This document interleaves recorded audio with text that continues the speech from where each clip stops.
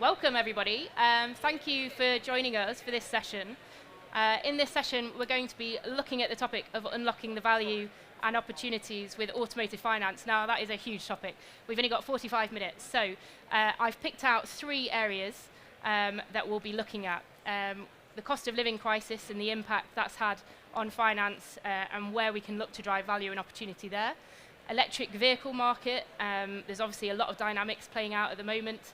And thirdly, consumer behaviour in terms of what changes are happening there.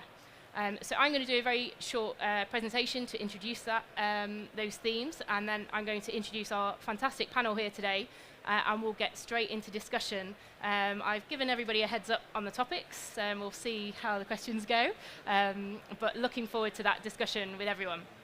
So, quick introduction to myself. I'm Rachael Jones, Director of Automotive Finance at Auto Trader, and I will introduce panellists when we get to discussion. So, first of all, cost of living crisis. When we look at kind of the headlines in the papers, obviously we see quite often quite a bleak picture that's being painted out. But from a used car sales transaction volume, that's fared pretty well this year. Sales in October, according to our proxy sale data, was up 2% year on year. That's in line with supply. September looked pretty good as well. It came out at 5% up year on year. And when we try to look ahead to see if there's going to be any faltering in the used car market, we look at different economic indicators to see if there's any correlation between interest rates or inflation or house prices, and we don't see any direct correlation. There's never any evidence to say that those are correlated. So the used car market is a pretty well insulated market. And we've seen consumer confidence coming back as well. So if we look at the GfK consumer index, that's currently sitting at -30 at the moment. That's up 17 percentage points versus last year. And secondly, Auto Trader users on our platform tell us that 9 in 10 of them feel the same, if not more confident, about being able to afford their next vehicle. So that all sounds pretty positive, but yet from a finance perspective, access to finance has been getting harder. We know cost of funds has been increasing. We've seen rising APRs on both new and used vehicles, and affordability is a real challenge. We hear from many retailers that more consumers are getting declined for finance. So I'm really keen to get into that topic with our panel to get their views on what's going on, why it's happening, and also what opportunities are out there, when might things ease. The second topic that I'll talk about is electric vehicles. It's been quite a year for electric vehicles, particularly in the used car market, and that's where I'll start. So first of all, we know that used EV pricing fell from the beginning of the year all the way through the year. That curve has just started to flatten out a bit in recent months, and now used EV prices are back 21% year on year. This is our pricing data, so this comes from 800,000 vehicle observations that we track every day. And obviously, that kind of pricing element has also had an impact on residual values as well. And so this is going to be a really interesting discussion around the impact of that pricing and RV dynamics that have been playing out. Now, the government obviously recently announced their delay to the 2030 ban on brand new petrol and diesel vehicles. That's been pushed out to 2035. And quite quickly, we had a look at the data to see if demand suddenly started dropping. And the good news is demand hasn't started dropping. For both new and used EVs, demand has stayed stable, which means that consumers who are looking at electric vehicles at the moment were doing so because they wanted one, because they could afford one, not because they were thinking about the ban. And if you have a look at our market health metrics, where we track how supply is looking, so that is in the white line there coming down. This is a year-on-year comparison. And where demand sits, demand in that blue line currently sits above supply. So we're in a fairly healthy position from a used EV market point of view at the moment. So that feels positive. Last month, used EVs were actually the fastest selling car on our platform from a fuel type comparison perspective. A used EV was selling every 23 days on Auto Trader. Now, the government moved that ban. They didn't move the ZEV mandate, so that means there's still the pressure on OEMs to hit the ZEV targets, which are lined up here. So to date, electric vehicle market share is 16%. From next year, the targets are that every OEM must sell 22% of their total sales must be electric vehicles. Now, you've got some manufacturers that are on the way to that, a few, and then you've got many manufacturers that have a long way to go to get to that percentage. So it's going to be really interesting what happens in 2024. I certainly think there'll be some consumer incentives out there, some discounts, a return to short cycle business on EVs. So the vehicles will definitely start coming in to the used market from an EV perspective. Today, of all the 0 to 5 vehicles in the car park today, 11% of them are electric vehicles, and by 2026, they will account for almost a quarter of all vehicles in that particular age cohort. So there's lots of change coming, lots for retailers, for lenders, and consumers to get their heads around in terms of that transition to EV. So a big topic to dive into with our panelists. The last topic we'll look at is consumer behaviour, and really from 2 angles here. The first angle is an obvious one. We know that consumers are doing more car buying jobs online. So I've listed out here, you might not be able to see it at the back there, but there's all the different kind of car buying jobs that you need to do as a consumer. We've listed them out there, and in blue, that bar shows the percentage of consumers who would like to do that journey online, if they might have already done it or they'd like to do it online. And then in red shows of those jobs which consumers don't want to do it online, they want to do it offline. So first of all those different jobs, there isn't one job that all consumers want to do online or offline. There's a mix of different consumer needs and demands. From a finance perspective, 51% of them want to search and look for their finance agreement online. 54% of them want to finish and finalise their finance agreement online. So I'm quite keen to understand the value of that for retailers and understanding the challenges that brings, because you've got different consumer needs. Some want to do it online, some don't want to do it online. How do you create that kind of seamless journey for them, for making it easy for consumers? The second angle I'm going to look at is direct sales and the impact that is having on finance. I'm really pleased that we've got Steve with us here from Volvo Car Financial Services, because they've obviously moved to agency this summer. So keen to understand how that has impacted finance as well. So these are the 3 topics. I've got some questions prepared on each of these subjects. So first of all, I'd like to introduce the panel. So we've got Alex Hughes, Managing Director from Credit Agricole. We've got Paul Hine, Commercial Director from BlackHorse. And we've got Steve Catlin, who's the Managing Director for Volvo Car Financial Services. So I'll come to you, Alex, first. If you could introduce yourself, and we'll move down the line, and then we'll get straight into the questions. Thanks, Rachel. So, yeah, Alex Hughes, lovely to see some familiar faces in the audience. The country manager for the UK and Ireland for CA Auto Bank, which includes Credit Agricole Auto Finance here in the UK, and our Dravalia business, which is all about mobility, short-term rental, subscription, and long-term rental as well. Perfect. Cool. So I'm Paul Hine. I'm the Commercial Director for Lloyds Transport, which includes BlackHorse and also Lex Autolease. I've been in the industry about 12 years or so. I've been with the bank about 18 months, so relatively new to the bank, but not new to the industry. Brilliant. Morning, everyone. My name is Steve Catlin, Managing Director for Volvo Car Financial Services. We actually partner with Volvo, with Polestar, and with the London Electric Vehicle Company, LEVC, as well. I've been in the industry a long time, but mainly on the OEM side, actually. So they say in life, timing is everything. And I joined financial services 15 months ago, which after 15 years of low and stable interest rates has seen probably more change in interest rates and the cost of funds over the last 15 months than we did in the 15 years previously. So it's been a really exciting introduction into this world. I'm glad you called it exciting. So I'm going to dive into the first topic that I talked about, cost of living challenges, straight into a question about APRs. We've obviously seen interest rates rising in the last 12 months. We carried out a piece of research this summer where we asked consumers, how important is APR to you in finalising the finance deal?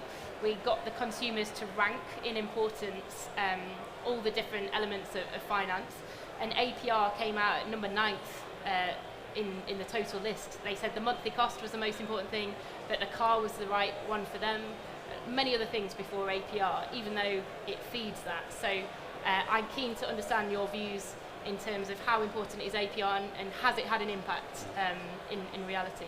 Paul, I'll come to you first if that's okay.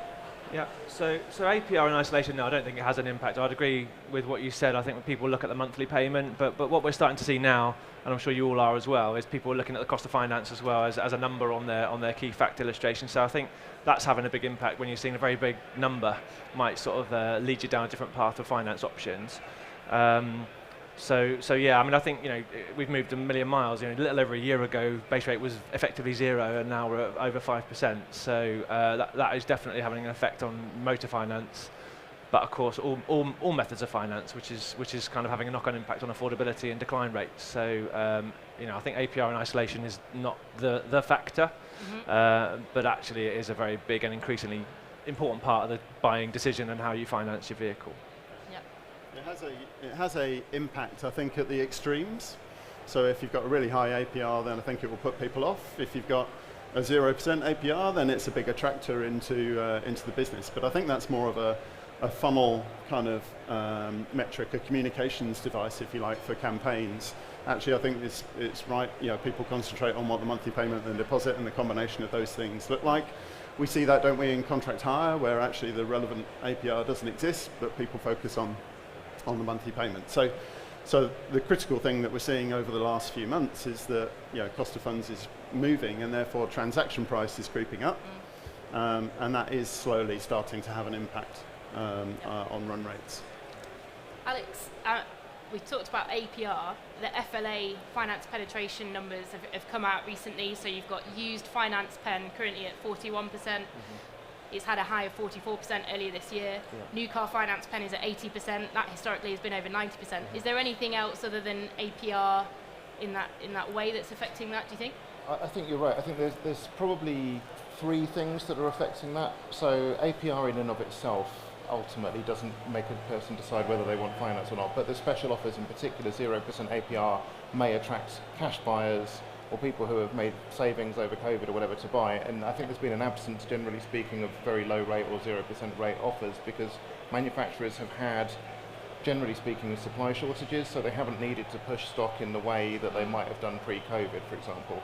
And I think the other thing that we've seen that's having an impact there on that penetration rate is the prevalence of things like salary sacrifice in the EV market, and those obviously aren't necessarily being financed by FLA members and therefore would sit outside of that penetration. Yep. And I think certainly in EV, because the very low BIK rates, most people with an option to do something like salary sacrifice rather than a traditional PCP or finance product would go down that route because it's economically advantageous for them to do so. Yeah. Absolutely, you can see it in the SMMT stats, can't you, where that volume is going on new EVs. It's definitely going down that route. Paul, we hear from retailers that I mentioned earlier that more consumers are getting declined these days.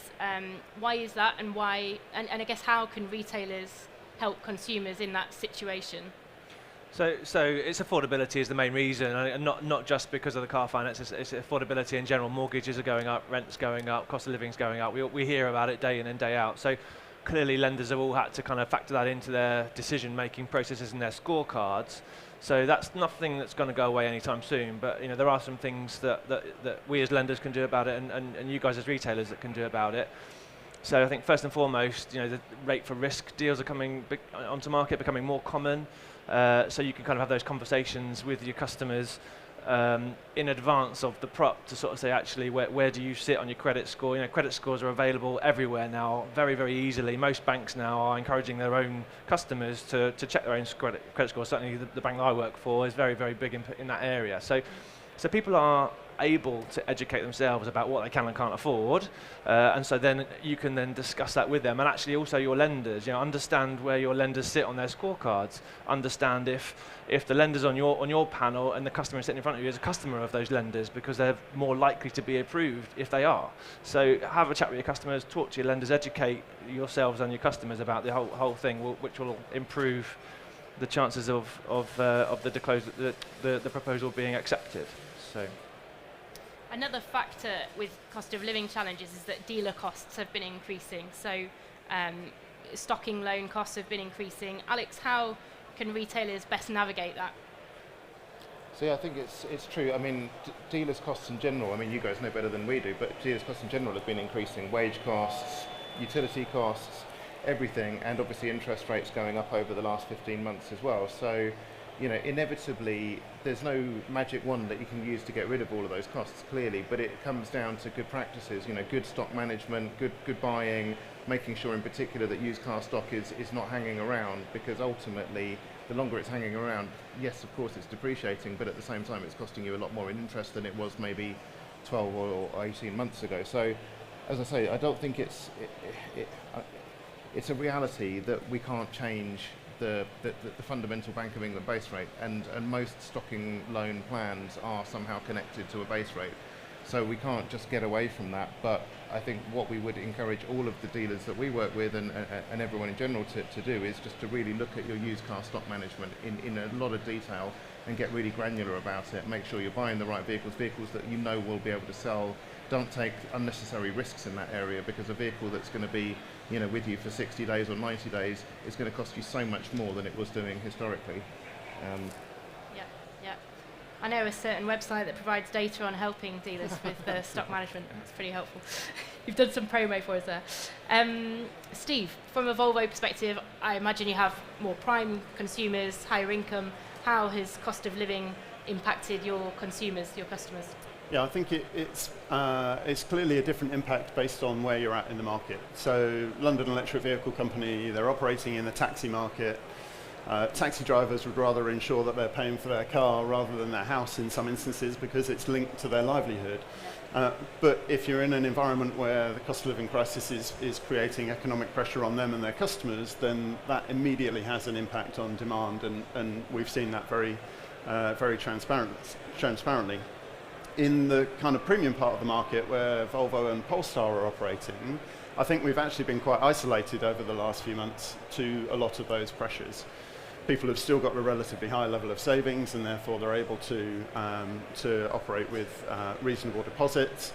The used car market's been really strong, and that's helped with a high level of equity in the marketplace, and therefore the ability to transact has still been there. So I would say that part of the market has definitely seen a lagged effect. That's not to say that it's been totally isolated from it, or that it will be isolated in the next few months. I think we'll start to see that impact shortly. But certainly recently it has been supported. I guess the key thing for me to focus on is we spend a lot of time collectively building up finance penetration, and we have done over the last few years. Same thing in after sales. We spend a lot of time generating relationships through after sales and service plans. Both of those things are the key to driving customer loyalty. So we do those things in order to ensure that we have a really positive relationship with consumers. That positive relationship means that we can ultimately sell the next product and the next vehicle to them. So in an environment where we've got pressures in terms of the macroeconomic situation, we've got pressures in terms of cost of funds, then the biggest thing that we can focus on is our existing database and driving customer loyalty, because that's far more cost effective and far more likely to be successful than kind of operating in the broader market space. So for me, that's ultimately where the big focus should lie. Yeah, and you said those higher income families, maybe that impact is lagging at the moment. So on Auto Trader, you can show finance offers on adverts from a retailer perspective and submit finance leads. And we've been tracking over the last kind of couple of years what's in those leads, what average do we see in terms of term length, mileage, etc. And it's all remained actually fairly static. So average term length 48 months, mileage 10,000 miles, monthly payments, people's expectation are the same, they've not shifted, but deposit has gone up. So people have increased their deposit in the inquiries that they're sending in. I wonder if that's playing out. Are you seeing that at all, Paul? Maybe you first. Yeah, we see the consistency that you do. Clearly, we've got a lot of equity built up in existing deals, which makes the deposit conversation a little bit easier. But that's got a little bit more to run on that, but it's not going to go on forever. And for all the reasons we spoke about earlier, interest rates rising, people will want to keep their savings locked up and earning money. And even though there's a disparity between the cost of finance and what they're seeing in their rate of return on their savings, people still mentally don't want to give up that savings. And so there will be pressure on deposits, which is going to mean two things. Either terms are going to go out, mileages are going to go down to keep the monthly payment under control, or the monthly payment's going to go up. So there's absolutely a trend in that direction, and we're starting to see demand for longer term deals coming through. Yeah. So. It's interesting, so on all the used car finance inquiries we see, of like 5-year-old vehicles, this time last year, 16% of inquiries were on PCP, small. That's grown to 28%. 28% of 5-year-old vehicle inquiries are for PCP, so that seems to be growing. Are there other opportunities for retailers to think about in the context, Alex? No, Paul, go ahead, Alex, sorry. Go ahead. Yeah, I think inevitably people have got a bit more equity in their used cars as well than they would have done, because we've seen that used car value growth that you mentioned before. So people will be unlocking that equity from their used vehicle. That will obviously help fund their vehicle in this round. But what we've got to do is think about the next cycle, 3 years, 5 years from now, where maybe that equity isn't going to be there again, and we're going to be back to maybe a more pre-COVID kind of position in terms of renewal cycle. So again, those dealers who are proactively managing their renewal cycle are going to benefit massively in that next cycle round, because at the moment it's pretty easy to renew a customer. Most customers are walking in with a vehicle that they maybe bought, 2019, 2020, they've got equity in. That makes the renewals job a fairly straightforward one. But start planning the process now, sowing those seeds with that customer, making sure that they're in a vehicle that you're going to be able to take back in 3 years' time, because ultimately that next renewal cycle is going to be much more challenging again. And I think the other thing connected with that is that transition from an ICE engine vehicle into an electric vehicle. So for a used car buyer, probably an electric vehicle, you obviously shared some data there at the start, Rachel, that it's starting to get into people's conscious. In 3 years' time or 5 years' time, that's going to be definitely something that they're looking at, pretty much everyone, and that will probably be for a lot of people the first EV that they're buying as a used vehicle. And there's a big transition both in terms of cost and in terms of expectation, and going back to the point about maintaining customer connections in terms of after sales as well, that you need to think about now and be planning for over the next couple of years, so that when that hits, it's not coming as a shock or a surprise. I think that leads us nicely on actually to EVs. We'll move on to that as our second topic. Thanks, perfect. Love that. So Steve, I'll come to you first on this one. I mentioned and showed a graph, the startling graph where used EV pricing has come down in the last year. Obviously that's been tough for retailers to navigate. Lenders, I guess on your side as well. How are you navigating that, and what does the future hold? How do you accurately forecast EVs at the moment? So it's such an interesting space in EVs, and there is a consistent kind of narrative, isn't there, in the marketplace at the moment that is around EVs are only really working in the fleet space, because that's only really where the transaction pricing for consumers work because of the government incentives that are in place. And I think there is a challenge for the industry over the next 12, 24 months where there is a race, effectively. So how quickly can the cost of manufacturing and the cost of producing EVs drop to a point where it's intersecting with the transaction price in the retail space? And at the moment, the cost is higher than manufacturers can bear in terms of getting to the right level of transaction. So we're seeing a really interesting dynamic in the market space for EVs, and that fundamentally is driving a significantly low level of retail, and subsequently a significantly low level of finance. What we'll see as an extension to that over the next 12 months is manufacturers placing more and more incentives into the market. And they'll want to do that in a way that hides the money, fundamentally, because it's important to get retail working. It's also important to manage residual values and protect those. The way that manufacturers will do that is that they'll find value-added opportunities to invest in the transaction price without making that transparent. Through finance, and we've already seen 0% offers on new cars be significant in the market space on EVs, extended terms that Paul talked about in terms of opportunities to lower the monthly payments, that will also happen. But for me, one of the big opportunities that we'll also see manufacturers look at is that loyalty piece. So we have a lot of data about our consumers, a lot of data about them from a behavioural perspective as well as from a financial perspective. And if we use some of this clever technology that's probably around in the hall and AI associated to that, we'll be able to target those consumers that are most likely to move into an EV. And if we're able to get the money that is right to get up to a right transaction price, then that's the opportunity to sell EVs to our existing database without damaging the market space. So Finance plays a key role in that because ultimately we hold the data to enable that transaction to happen. So those things need to come together in order to ensure that the supply that is absolutely coming finds a home in the marketplace. I think there's different dynamics playing out, isn't there? Because in the used market, I'd say actually the price parity between petrol, diesel and EV has, because of the price reductions that have come down, you know, you're actually in a much better place as a consumer. The vehicles are cheaper, you've got more choice and so on. But the new car market is more expensive. And ultimately somebody's paid for that pricing in the used car space, haven't they? So absolutely, either the leasing companies paid for it or the brand paid for it in the first instance, or the retailers paid for it effectively in the stocking. And therefore that isn't a sustainable position. So we need to find a way to make EVs work outside of fleet that does the right thing to protect them for the long term in terms of RVs.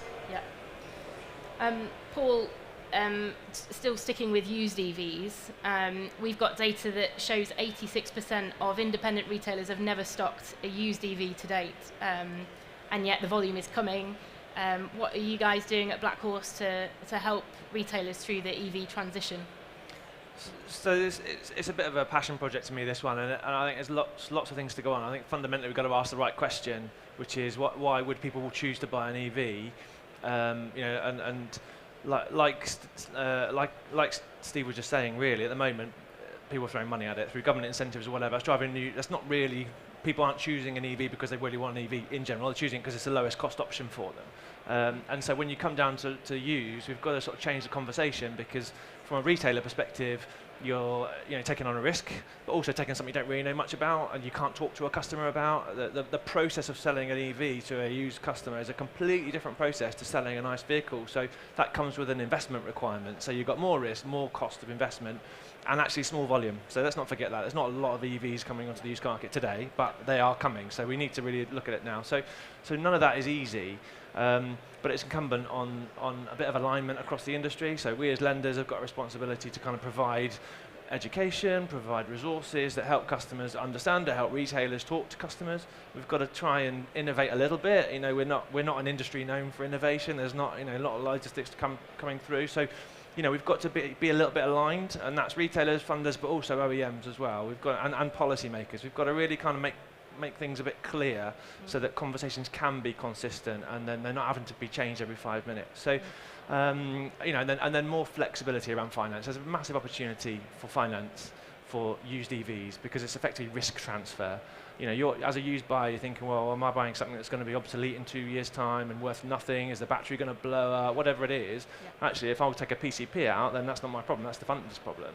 So, or even a lease or a subscription. There are different things we can do, but we've got to kind of provide resources and education and get everyone a little bit more comfortable with the topic because, as I said, there's volume coming, and so we need to kind of get ready for it. Are you seeing any evidence of that? So, in comparison to petrol, diesel, from a finance perspective, how are consumers funding EVs?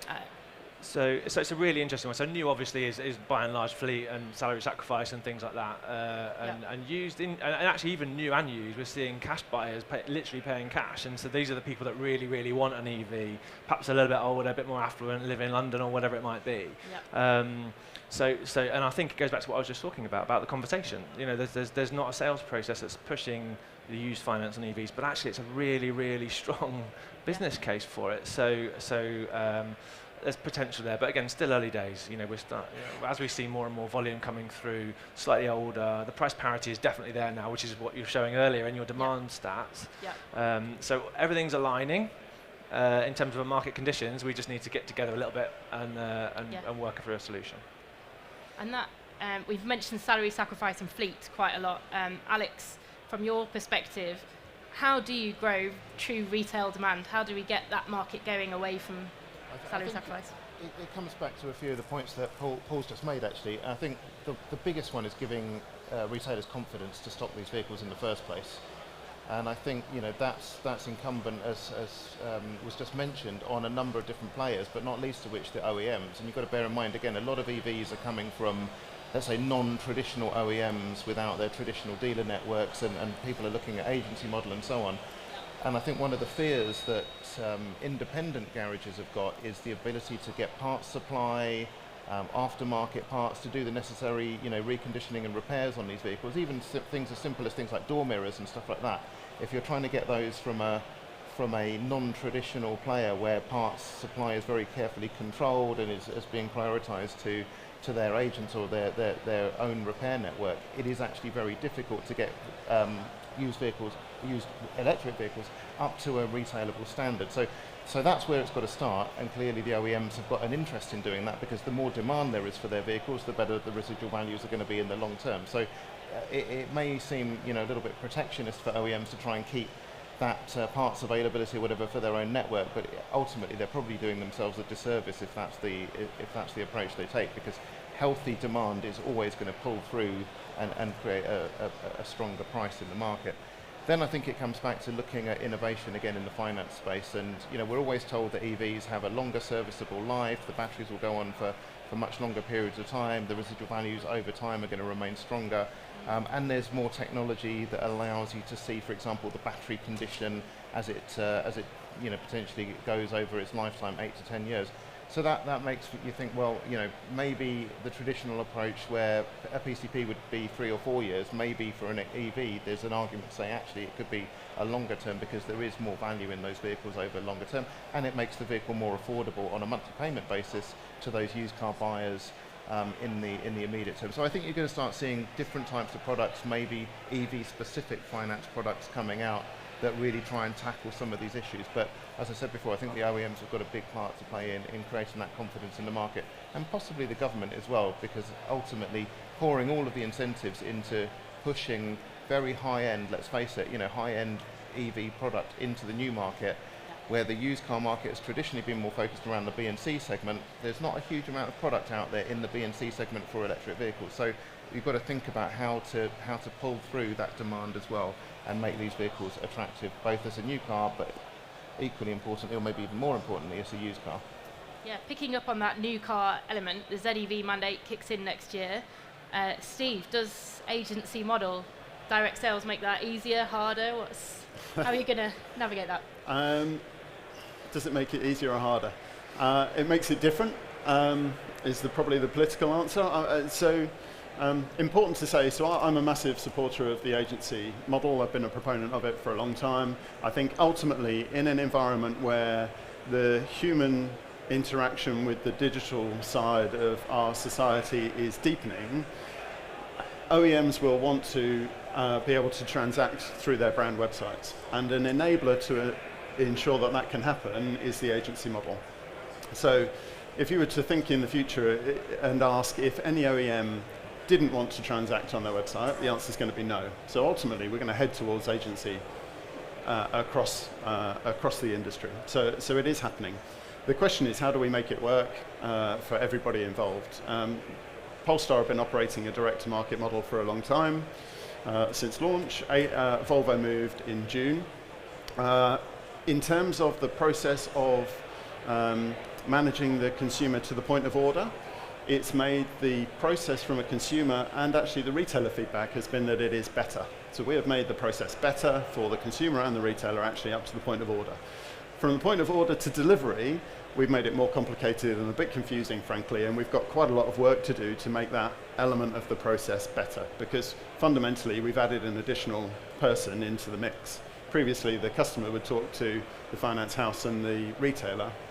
Now they're talking to the finance house, the retailer, or the agent, and the OEM. So effectively we're introducing another party into that. And the communications can sometimes be confused and not as transparent as it should be through that process. And I guess related to EVs, fundamentally it puts the requirement on the OEM from a new car perspective to find the levers in the marketplace that will create the sales run rate that is required to match the supply that's coming. Whereas previously that burden probably would have been put on the retailer network, and the levers associated to that would have been put on the retail network. That burden is now on the manufacturer, and they will need to find clever ways to do it. And I think finance will be a fundamental kind of route to market in that approach. Yeah. I mean, I don't know if you're allowed to answer this question, but in that transition to agency model, has finance penetration kept pace, or have you seen any impact or change? So I guess one thing, so within the agency model, It operates online, but the majority of sales are still supported through the agent network and through the retailers. But by having a process that has to happen or can only happen in certain instances online, two things are required. One is transparency has to be available to the consumer of all of the methods of funding, and that has to be done in a compliant way. So you are presenting the customer in an unbiased way all of the options that they've got to buy the car. And ultimately that means that you see, I guess if you like, a really true representation of the take-up and mix of those funding types. We have therefore seen a slight change in mix, and we have seen a slightly higher uptake of cash sales rather than finance sales through that process. So that's one thing. The second thing, specifically in relation to finance and agency, is that because the process must be allowed to be facilitated purely with the customer and the website, all of the compliance elements are managed on the website too. So at an extreme, you could see agent partners effectively walk away from all of their compliance responsibilities and their permissions associated to that, take a different structure in terms of the sales team that are being managed, a lower cost structure potentially, and just effectively say to the consumer, if you want to talk about the transaction or the finance, effectively here's the website, you can kind of manage it all through that process. So that's at one extreme. We're not seeing that happen. We're seeing actually the fully engaged agents across the network actually say, do you know what, I want to be supportive to those consumers, I want to help them through the process, and therefore they're maintaining the permissions, maintaining their own compliance processes, and working in conjunction with the online journey as well. So we're seeing in reality, for most consumers, a blended omni-channel approach in terms of the reality of what's happening from a consumer perspective. But in the future, I guess, if things are more settled, that does create an opportunity for retailers to have a look at the cost base in the way that they're operating through that route. Yep. I'm interested to hear both your views as well in terms of consumers wanting to do more online, maybe not exactly direct sales, but just doing more finance, searching for finance offers or completing their finance online. Paul, I'll come to you first. What opportunities, challenges do you see from a retailer perspective, I guess, in terms of unlocking value, or is that driving efficiencies, that type of thing? Yeah, I think I'd agree with a lot of what you said there, Steve. I think a lot of my business comes through digital channels, and I can see very clearly that there is a higher finance pen through that digital journey because of its transparency, because it's easy to understand. People like playing with the sliders and mucking around with the monthly payment. It's just human nature to kind of have a little play and make your own mind up and not feel like they're pressured. Now, clearly, that you can't recreate that in a showroom. It's difficult, and I understand very well the risk of selling the metal and then the finance disappears and goes somewhere else. That's not sustainable either. So, but my view would be, don't be afraid of the digital option. There are ways. Steve just explained different ways of doing it. You can do it in a retail site. So it's absolutely the case that penetration is higher on a digital channel. That's absolutely the case, and that's absolutely clear. You work with some digital-only players. Do you see a difference between traditional retailer with physical premises, like their performance, and a online-only player? Is there a difference there? Different learnings? There is, for all the reasons I've just said. What's difficult to pin down is the type of consumer. Someone who is more likely to use a digital-only retailer is more digitally native and therefore more comfortable going through that process and finding their way through it themselves than perhaps someone who's maybe older or less comfortable and wants to have that human interaction. So that the patterns there are difficult to isolate. Yep. But I've got digital retailers I work with. I've also got a digital channel direct with the bank customers, and so that channel is growing very, very well across all the Lloyds Banking Group brands.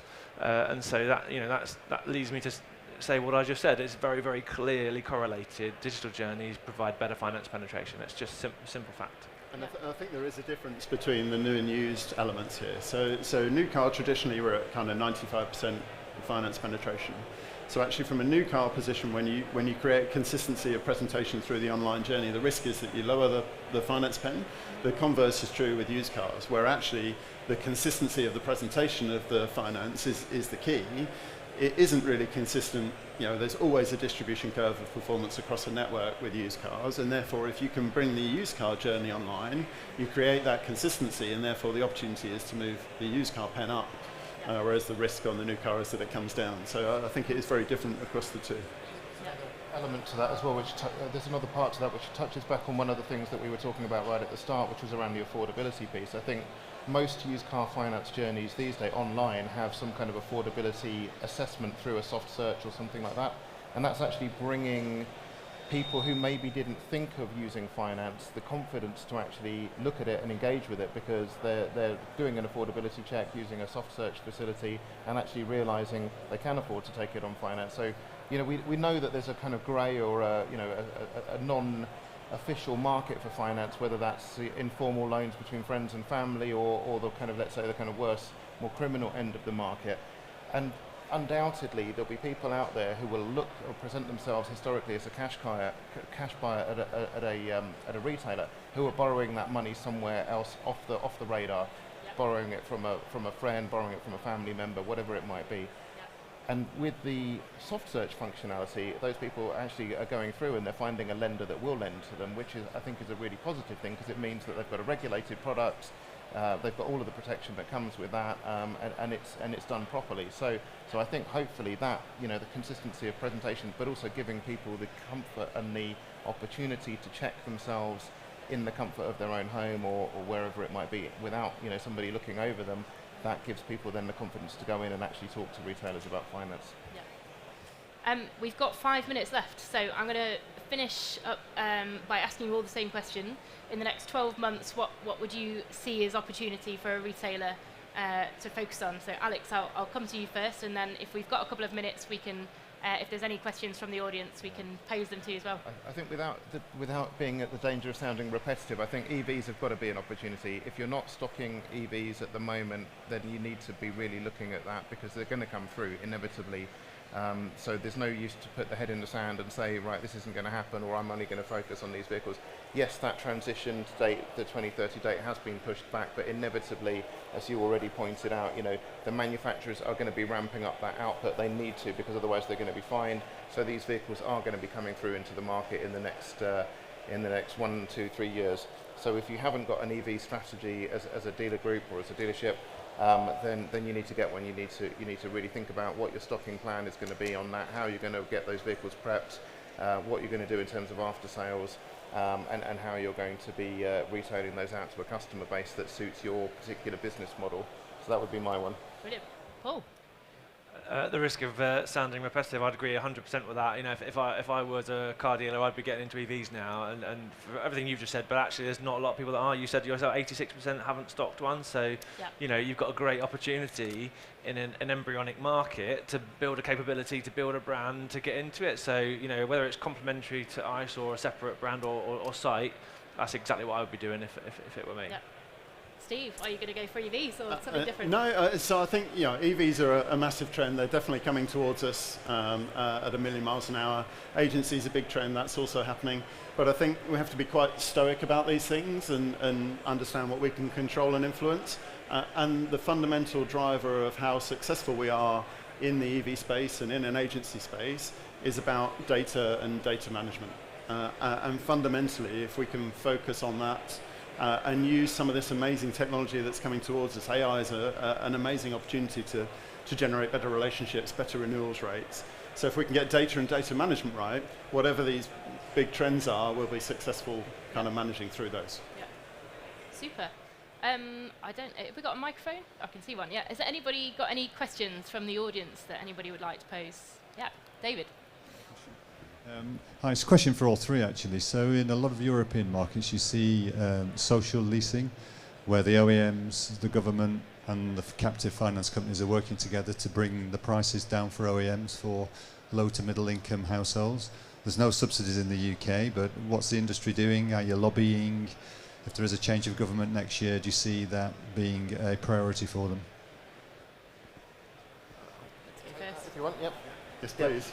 Great question, David. I think you're absolutely right. I think for EVs, both new and used, I think there has to be a wider incentive and a wider recognition at the moment that everything is focused on company car drivers or people who have access to a salary sacrifice scheme. That's great for high-end new electric vehicles, and no doubt why a number of companies are doing really well in that area. But inevitably, for these vehicles to become democratized, there has to be something that allows middle income, people who would traditionally be used car buyers of a B or a C segment vehicle to access what's coming, whether that be new or whether that be used. So yeah, in terms of from an industry perspective, certainly the FLA is actively in conversations with government about that. I don't think that there's been a huge amount of receptiveness in the current government, but let's see what happens over the next 12 months. I think people are waking up to this now, and I think this is absolutely the right time to be pushing even harder than has already been done so on that point, because ultimately, if the government really wants people or manufacturers to get to 80% sales of EV by 2030, which is still the target, they've got to make these vehicles more affordable to people who are probably not the type of people in this room, but certainly the customers of people in this room, and make sure that these can find the right homes across the market and on the infrastructure side as well, I would just add. Anything to add to that, or should we get one final question? Yeah, I mean, I think the only add is right here, right now, we've got salary sacrifice, more and more used product coming into that, which is on reduced terms, lower costs for 20% taxpayers, so which helps more of those employees become eligible from an affordability perspective. So, we're taking advantage of the fall we've seen in the used car market to enable that. So that's something that we as lenders are doing, and continuing to work with government on policy around things like underwriting residual values on used cars or subsidising, things like that will help. So it's absolutely a live conversation, not in the way you've described actually, which is a new one on me, but I'll definitely make a note of that and try and steal that as an idea of my own. So. I guess we're also slightly unique, aren't we? So the UK market's got the Motability channel, which supports that a certain part of the marketplace as well. I think the government announcement that we've seen that kind of moves the headline target date is fundamentally a signal that there isn't anyone coming over the hill with any additional incentives, and I kind of think we're on our own, certainly in the EV space, to find those. That doesn't mean that we're not lobbying, but I think the chances and probability of that are very, very low. Yep.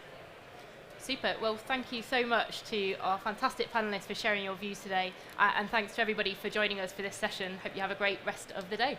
Thank you.